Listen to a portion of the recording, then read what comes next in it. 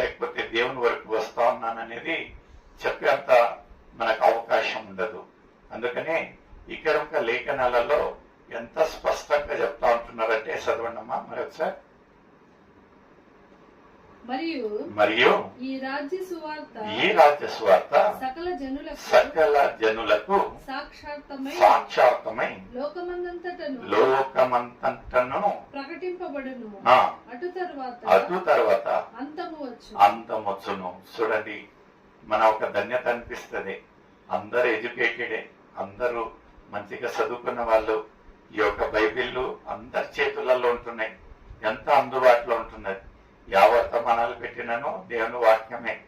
ఎప్పుడైతే ఈ యొక్క 40 రోజులు శిలువ ధ్యానం మనం చూసినట్లయితే ప్రతిరోజు దేవుడు ఏదో ఒక రీతిగా ఈ యొక్క లేఖనాలలో ఉండే ఒక మర్మాలను మాకు చెప్తా ఉంటున్నాడు.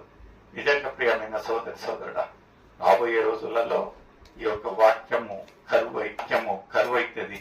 మనకు ఈ యొక్క వాక్యము చాటడము చాలా కష్టం అవుతుంది. ఈ వాక్యము మనకు అందుబాటులో ఉండడము చాలా కష్టం అవుతుంది. అయినను మనము ఎంతో ధన్యత అనిపిస్తుంది. మనము బైబిల్